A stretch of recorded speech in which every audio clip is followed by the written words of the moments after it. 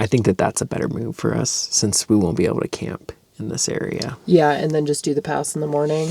Particularly if we're going over that snow or that glacier to go in the morning, I think that our micro spikes will be more effective in the morning. Right, exactly. So that is a 12,000 foot pass, and then we'll go over.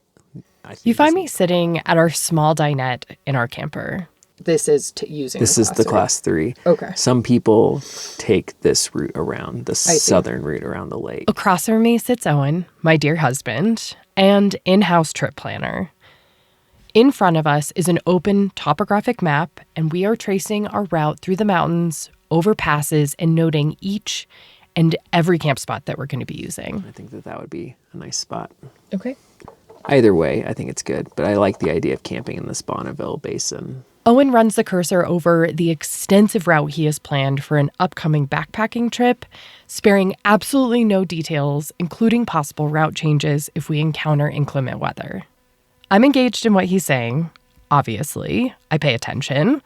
But to be honest with you, I'm not the type of person that any of this makes much sense to until I see the terrain in person. But I can't help but feel impressed. He has put together something so incredibly detailed. And to be honest, my brain sure as hell does not work like this.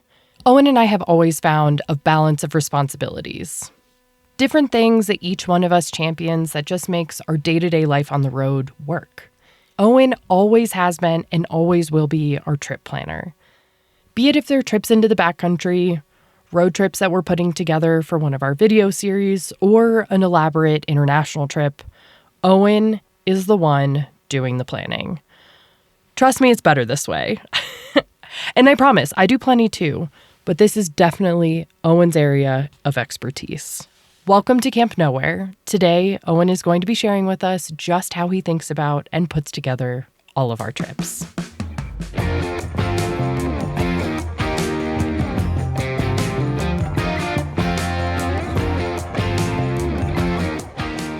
Okay, as our resident trip planner, top down, how do you plan our vehicle-based trips?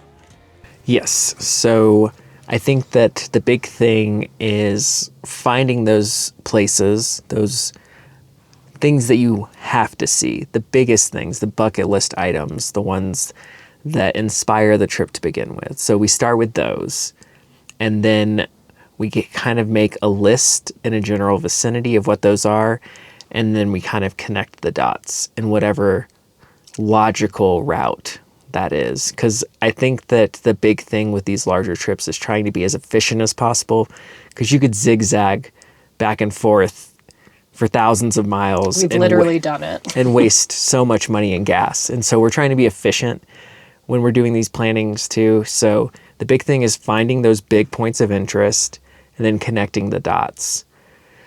And then I think the big thing for us, since we do longer trips, is kind of building in those periods of downtime or free time, if you will, so that we can sort of, I don't know, riff. You know, as we say, travel is jazz. Just kind of go off the cuff and be spontaneous a little bit. And I think that, as we've talked about many times before, you can do as much research ahead of time as you want, but at a certain point, you're just going to be doing the same things that everyone who's done research has done. And so getting your feet on the ground in an area and talking to locals is, I think, the best way to kind of have those unique experiences that really make travel such a rich experience.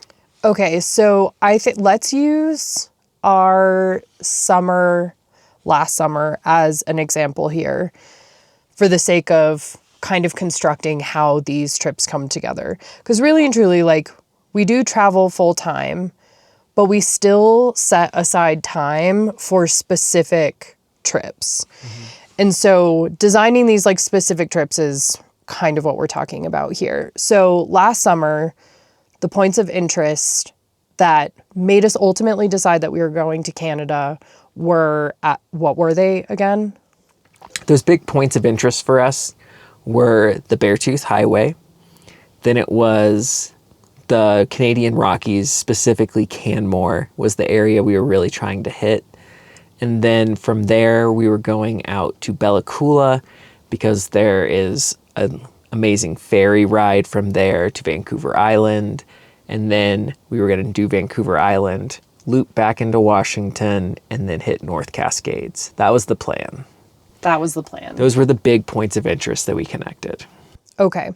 So once, because obviously you and I, well, maybe it's not obvious. So even though Owen is the trip planner, we come up with the bigger points of interest together. Like that is us kind of like brainstorming what it is that we're interested in.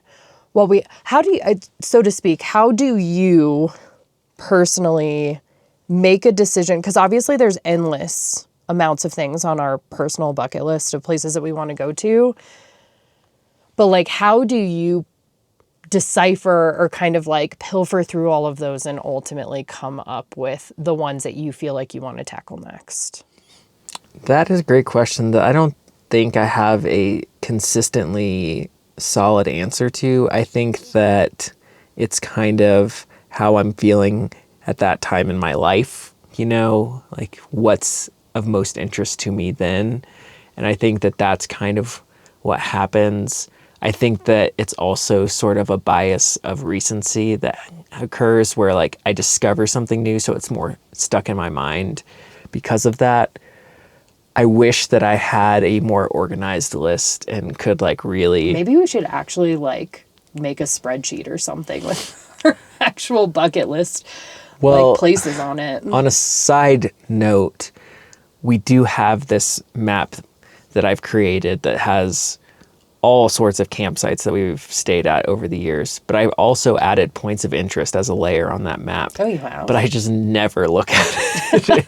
I used to... So effective. I used to look at that map a lot and use it as a point of reference. But for many reasons that I'm not going to get into, the map has become more complicated than it needs to be. And so therefore, it has become a tool that is not as efficient to use. So it's a beast that has literally outgrown itself. Exactly. And so there is some obvious pitfalls when you start to create stuff like that. Maybe there's a better way. I just don't know what it is right now. So I wish I had a good answer for picking out and I guess prioritizing. But I think that but I will say that I think that the things that I am most excited about do stick in my head. And so I think that they're usually at the forefront anyways. Yeah, I agree with that. I think that season also plays a great deal of influence over totally kind of like our trips and how we put them together, because we, technically speaking, I think have become snowbirds somehow. But we do head south for the winter. And so that means like in the summer in particular, we're moving into areas that are inaccessible, quote, to us in the winter. So I would say season and like when we're putting these trips together also greatly has an influence, because there's some things that, you know, are points of interest that we really need to see, and we really need to see them in the summer. And then we obviously have some on the other end of the spectrum. So I would add that to the pile. Absolutely. I think that that's a huge part of it, is like just making sure you're doing it when the time is right, because it's obviously a very different experience. And maybe that's our next evolution, is just revisiting all these places when we normally wouldn't see them. I feel like that is valid, but also we should maybe like try to go see something new. Not that we don't do that. Okay, so once we have these kind of, quote, we do call them broad strokes. Once Owen and I have kind of come up with these broad strokes for where we're going to be going, when we're going to be going there, roughly how long we're going to be taking, what do you look at next? Like, where do you go from there? Right. So I think that the next order of business after that is kind of doing a little bit of research along those connected dots and just kind of taking a look at a map. So what I'll do is I'll put them all in Google Maps and make a route. Then I get an idea of like roughly how long it is and if it's even realistic. which sometimes it's not, and we have to scrap it and go back. But it's all part of the process, right? So I think that once we kind of create a route that satisfies efficiency and time and points of interest, I think that that's when I'll start going in a little bit more macro onto the map and just looking to see if there's anything that catches my eye as I'm tracing that route. And so that's probably the next step. And then from there, I start looking at kind of like the activities we might be doing. Because if it's summer, we're talking about things like hiking, we're talking about things like floating, and potentially fishing or rock climbing or anything like that. And so I think that that's when you start to get a little bit more detailed with things like all trails and things like that, where you can start to look and see what more specific possibilities there are within those areas and within these new places that you're starting to find as you kind of distill further into your route. I think that another resource that I like to lean on is our network of friends, and reaching out to them and being like, hey, we're going to check out this area. I know that you're more familiar with it than we are. Do you have any recommendations? And going with that trusted network of friends too. And I think that that usually uncovers a few more gems here and there. It's like, it's slowly like taking layer by layer off until we've like really started to uncover like a whole itinerary, if you will. So something that I feel like you are really good at, and I do think that it's a byproduct of the multitude of years of experience that we have at this rate, and that is striking a balance between planning too much and over planning or under planning. I think that you do a really good job of striking a balance of having a bunch of ideas before we come into an area as to what it is that we can do. And because you have so many ideas, often it's like, well, if the weather is this, we can do this. And if we're having great conditions, we can do this trail and this trail. If we're feeling like we want something longer, we've got this option. If we want something shorter, we've got this option. But I also think that you do a really good job of leaving a lot of openness in the schedule. And it is something that you kind of touched on a little bit earlier, but I was wondering if you could speak a little to that idea that you have clearly learned along the way. Yeah, I think that being so rigid in our plans so I think that it's born out of experience that we kind of like to be a little bit looser with our plans and more gestural. I think maybe early on when we were traveling, we were a little bit more rigid with our plans and we said no a lot more. And I think that maybe this is born out of some sort of weird FOMO or something from all the times that we said no. But I think that it is truly just an important part of how we travel is leaving that open space. And I think that going back to like finding like a list of things to do in an area, I think that it's great, but you just have to be able to strike that balance and not hold anything too precious, because that's when you start to become a little bit more rigid. Like you have to do this, then, and that, then, and all these things. And so I feel like, again, that's when we strike up conversations with strangers and things like that, just in that open time, that free time we have. So what does free time look like in a trip that is planned by you? Yeah, I think that because I feel the need to be clear. This is not like structured free time. This is... No, it is from like 9 a.m. to 6 p.m. No, I'm just kidding. Exactly. So yeah, what does that look like? We do it in a lot of different ways. I mean, we tend to spend at least 2 nights at each camp spot, minimum. We move slow. I think that inherently gives us time to look and see what possibilities are. It also gives us time to walk down the road and run into people also camped and see what they're up to. I think that sometimes it surfaces in wandering around a town, just walking around, grabbing a bite to eat, going grocery shopping.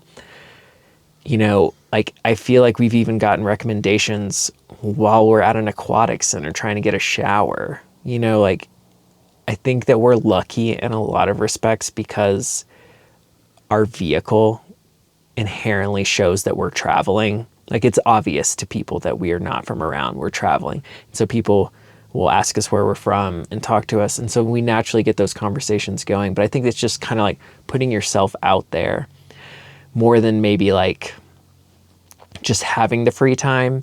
It's just like making the most of the time that you have somewhere by, making yourself available and talking to strangers a little bit. Yeah, I feel the need to piggyback off of that and add that I think that something that we excel at, which is like kind of a weird thing, because like I didn't even realize it was a thing until actually someone else pointed it out, is like when someone suggests something to us, recognizing that as potentially being better than something that we already had planned. Mm-hmm. And to like just know and also be willing to change what we had on our quote extremely loose schedule to switch it over to just being this side quest that just sounds a little bit more intriguing than what we were already up to. Right. And I feel like that was something that was born of experience. But I also just think that it has led to all of these incredibly unique experiences, meeting people that would have never otherwise come about. And I think that this last summer was just repeat after like situation after situation after situation where it just felt like saying yes to the right people just kept leading to better and better things. Yeah. So how did that, can you trace that back? Like, how did that start?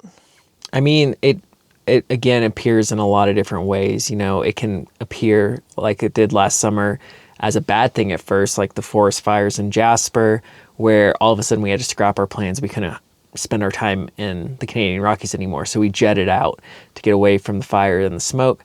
But that led us to finding a whole other place that really just blew our minds and was peaceful and amazing and a great respite after kind of the stress of that.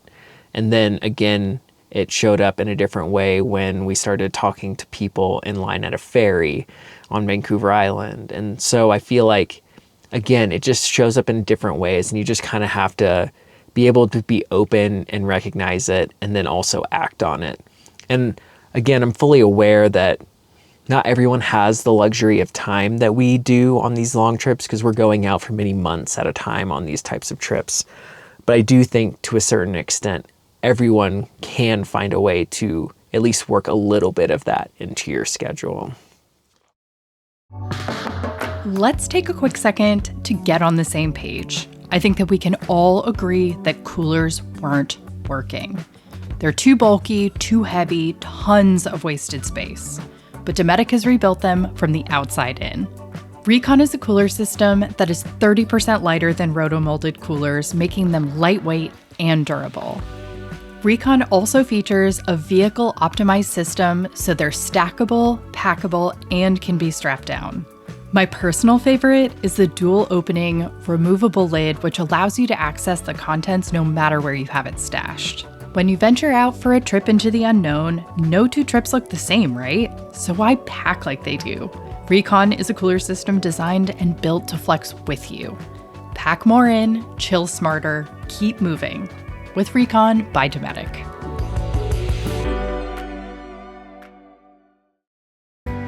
If you enjoy traveling and storytelling about traveling, maybe you'll be interested in our latest travel series, Meant to Be.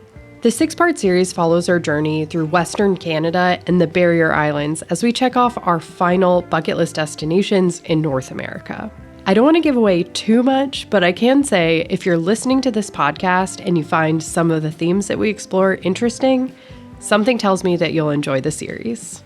You can watch Meant to Be over on our YouTube channel or on Patreon. Our Patreon community gets to watch episodes 1 week early and has access to a prologue episode for the series. as well as a whole bunch of other stuff too. You can find all the details for both of those shows in the show notes of this episode, and I hope you enjoy. Yeah, so I feel like on the contrary, it's so funny because this is a lesson that we've learned time and time again, but I feel like we still fall prey to the over planning aspect of things. And I feel like a good example of that was when we went to New Zealand. So we went to New Zealand last spring, so spring of 2024. Is that when that was?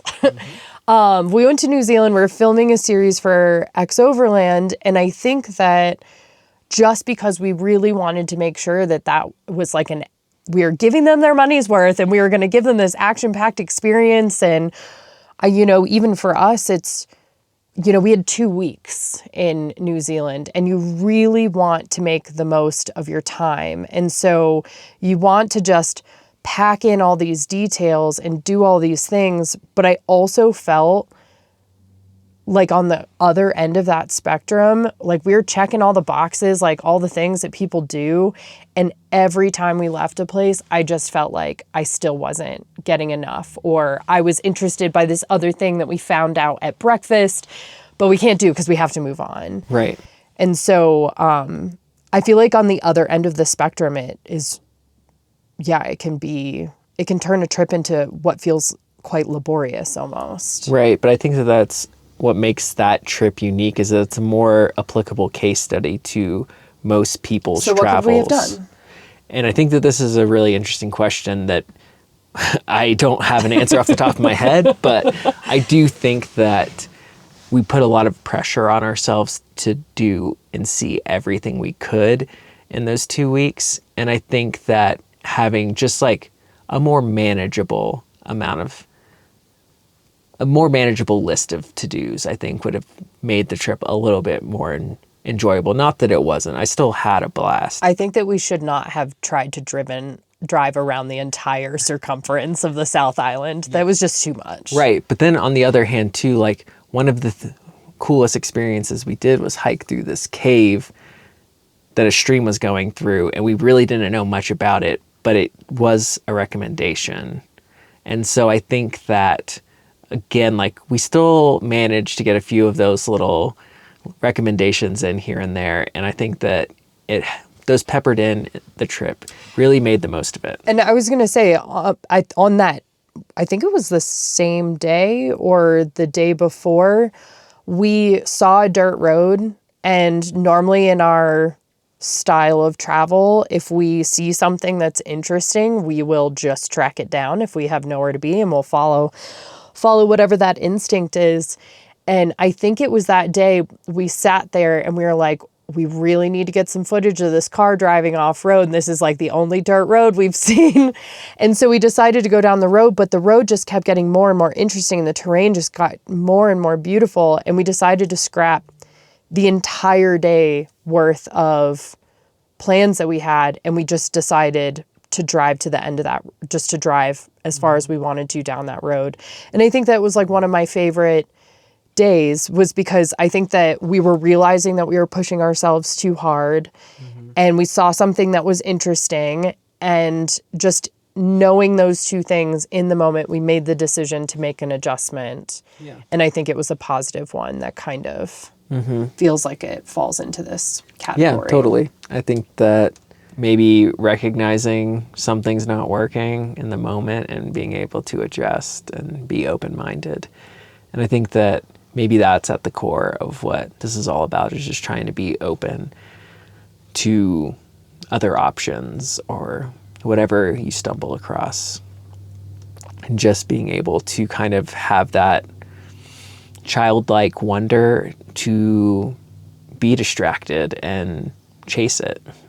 Yeah, and I feel like when you take off time from work or your day-to-day life and you go out and you have these experiences, our day-to-day lives are so, even ours, is regimented and has a schedule that we play by. And it feels, when just like sitting here saying it out loud, it feels so counterintuitive to spend your precious time off being super regimented and like following a schedule and just checking off boxes. Right. If it's not necessarily like what you're feeling like doing that day. Yeah. So I feel like Absolutely. it's like build a trip about how you want to live your life when you're not at work. Right. Follow these intrigues and Yeah. Yeah. I think in a weird way, I think that our honeymoon is a good example of that too. oh, that's valid. Where when we got married, we decided to go to Grand Bahama for our honeymoon to an all-inclusive resort. It's like literally all we could afford. And it was not at all our typical style because at that point in our lives, we were going out every weekend to go rock climb or do whatever, mostly rock climb. We were sleeping in a tent on most weekends. Yeah. And just like every last minute Outside. Yeah. And so and it was planned for the most part. And so we showed up at the resort with just very loose plans. And it was kind of maybe the first experience of just kind of like letting go of that and just Kind of making decisions on the fly. yeah, and relaxing and having a good time. And obviously that's a whole other extreme. But I think that it's, good to experience both ends of the spectrum in a weird way. Like, we haven't been to an all-inclusive resort since I was going to then. say, we've literally never been to a vacation like this ever again. Ever since. But I'm glad we did it. Oh, yeah. I feel like Because it was one of the most rejuvenating trip experiences I have ever had, ever. Yeah. And I feel like it was what we needed at the time. And I think that there's lessons to take from that. And it doesn't always have to look like that, but you can take bits and pieces and apply it to other trips. And I think that is maybe subconsciously something that we've done. Yeah, maybe. I like how this episode was intended to be how to plan your trip, and it's turned into how to not plan your trip. Exactly. That's Trip the real planning, don't. That's the real takeaway here. No, I just feel like it feels like a lesson that we've had to learn over and over and over again. But I do feel like it is truly the most valuable lesson just to listen. I think that it's important to do some structural planning for a trip ahead of time because obviously you got to point your ship in some direction. So to kind of like paint with those broad strokes, as we discussed, but greatly leave things open to the best of your ability, because the thing is, like, you will find things to do. Things will jump out to you. For sure. If you talk to people, you will get recommendations. It's great to come with plenty of examples for things that you can do and things that you can rely on when you don't feel like you want to do a bunch of research once you get there, or to cover you for the first couple of days. But so along those lines, how far out do you look for our camping? That is usually just within the week, I would say. When I'm doing those bigger broad strokes, sometimes I'm looking at camping ahead of time, because sometimes camping is the destination. Sometimes, That's true. Sometimes the camp spots are so good that like that's part of the journey itself and part of those big points of interest. So there's a little bit of that, but I think that most of the time it's just, like a week or so out and just kind of looking ahead and seeing what's out there, because, you can look at iOverlander, but the thing about iOverlander is, there's thousands of other people looking at it too. And so I think that for camping specifically, I'm spending, a few hours looking to see like if I can find something that's, a little bit more out of the way, a little bit harder to get to, but maybe like hopefully worth it in the end.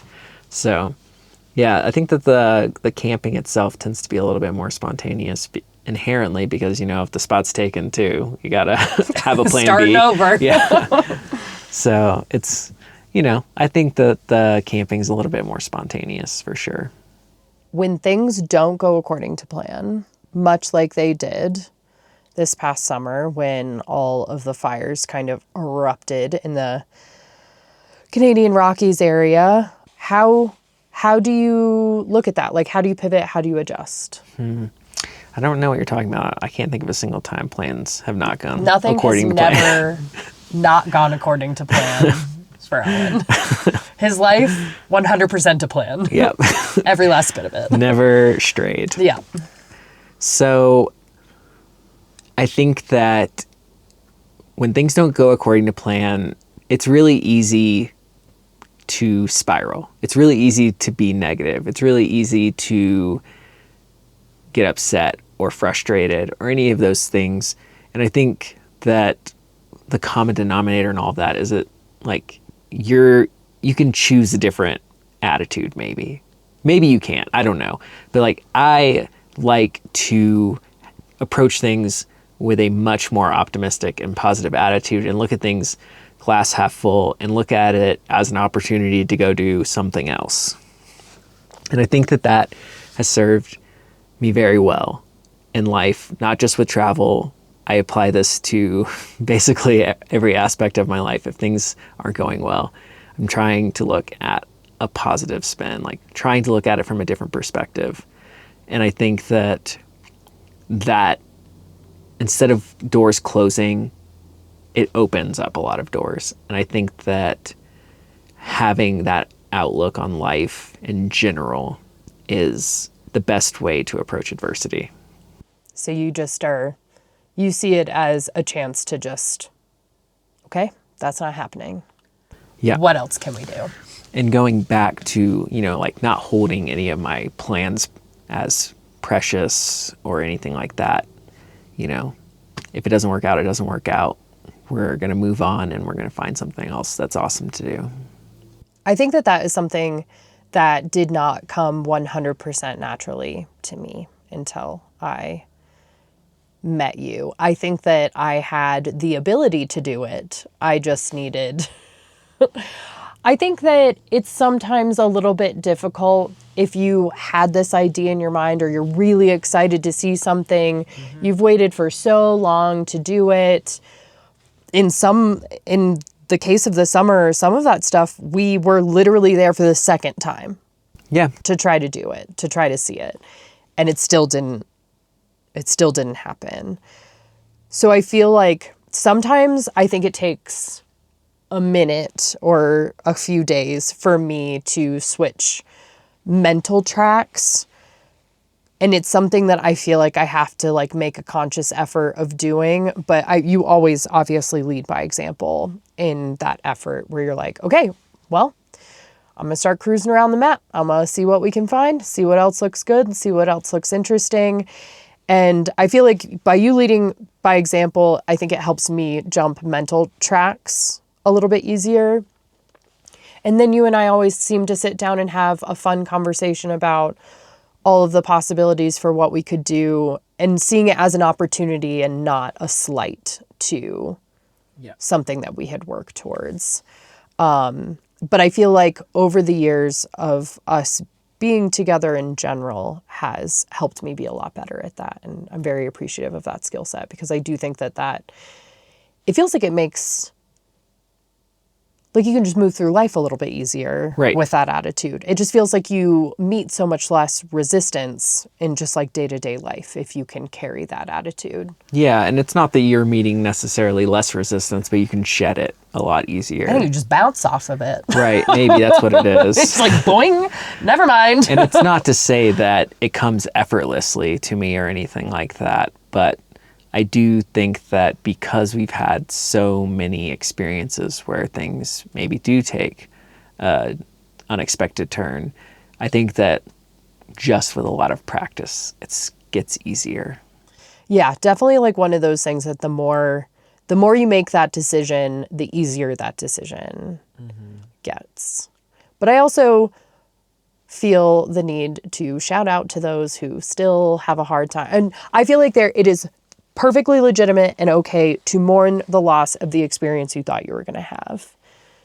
But also don't let it hold you back from doing something else that could potentially be equally, if not more so, awesome.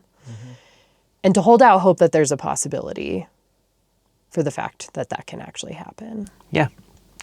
1,000%. But I think that my last question for you is how would you define a successful trip? Or like, what are you looking for? I mean, at its core, we're doing this because we want to have fun. And so ultimately, I want to have fun. And I would gauge, our trips being successful or not on whether it was a good time. I think part of that is not taking it so seriously too, and like measuring it necessarily as a success or a failure. I think that sometimes like it's not really about that. Yeah. I think that, again, using this past summer as an example, I think that there were parts of it that were so incredibly fun, but there were also parts of it that were incredibly like mentally and emotionally tough. Yeah. But I feel like I just want to learn something. I think that anytime you step out of your sphere of knowledge and comfort and you step out into an environment or a place that's new to you, like you're inherently going to learn something about the place, the people, the environment. And I feel like we always seem to come out on the other side of these trips with a great deal of learning about ourselves in the process. Yeah. I think that being curious people also tends to make you do that. And I think that if you're out traveling, there's obviously a sense of curiosity about you. I think that you're off to a good start if you're wanting to travel to begin with. But again, I think that, measuring things as success or failure is so hard because in a week-long trip, you can have so many experiences that have highs and lows and all of these things. So to look at it as like a singular success or a singular failure, I think is an unfair way to measure. Yeah, maybe. and I don't think that that was necessarily what I'm looking for, but it was like more of like, what are you looking to get out of the experience? Like, why are you doing this? Yeah, and I think, it sounds so simple to just say, I want to have fun, but like, if I really and truly distill down like why I'm doing this, why we're still doing this, it's because it's fun. And that's what it is. Yeah.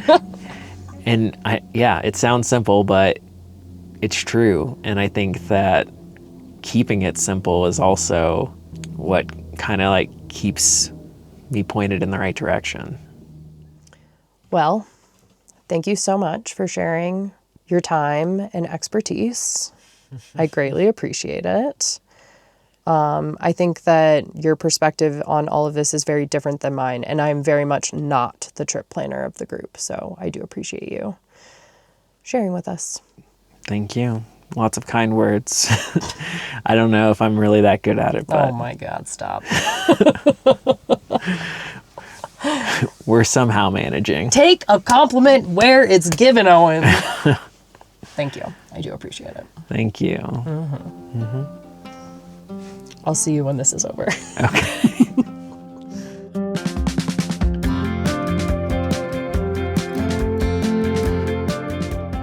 In this episode, we discuss our latest series, Meant to Be. It's a 5-part video series that documents that trip through Canada. If you're interested in giving that a watch, I've included a link to that series in the description of this episode. We also discuss a few times that we heavily diverged from our plans when we heard a better offer, and those led to some incredible experiences, and a few of those we have documented here in early episodes of Camp Nowhere. I've linked to those episodes so you can check them out, and maybe you'll get something new out of them with new context. Thank you so much for listening, and we'll see you down the road.